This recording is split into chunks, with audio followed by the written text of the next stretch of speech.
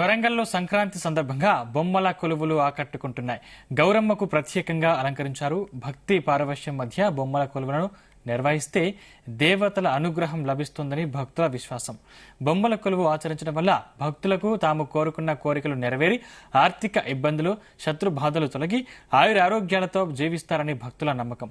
వివిధ రూపాల్లో ఉన్న దేవతామూర్తులు, వ్యవసాయ రంగ జంతువుల బొమ్మలను ప్రత్యేక పూజలు జరిపి బొమ్మల కొలువును నిర్వహిస్తామని నిర్వాహకులు తెలిపారు. ఈ బొమ్మల కొలువులో సాయంత్రం ప్రత్యేక పూజలు నిర్వహించి ముత్తైదువులను పిలిచి వాయనాలు ఇవ్వటం ప్రత్యేకత. సంక్రాంతి పండగ చాలా విశిష్టమైన పండగ. అందులోకి మన హిందూ సాంప్రదాయ ప్రకారం చాలా పెద్ద పండగ ఇది. నెల రోజుల పండగ ఇది.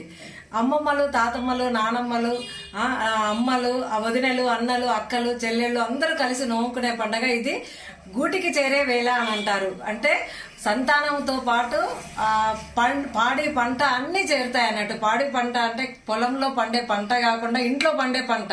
అంటే మనవాళ్ళు, మనవరాళ్ళు, వీళ్ళందరితో ఇది చేసుకునే పండగ. ఇది ఏదో ఒక్కళ్ళు చేసుకునే పండగ కాదు. ఇది సకుటుంబంగా చేసుకునే సంక్రాంతి పండగ.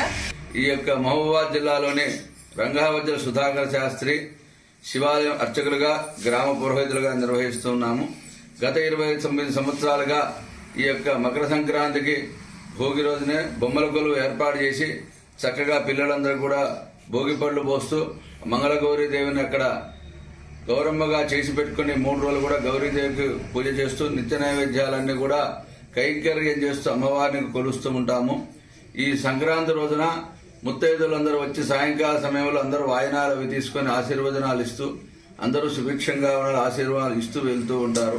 కనుమ రోజున చక్కగా గోపు పూజ, గోధులు కాగాలని చెప్పని, గో సంపద పెరగాలని చెప్పని, ఐశ్వర్యం పెరగాలి, పాడి మంటలు బాగాలని చెప్పి గోవులకు పూజ చేస్తూ ఉంటాము.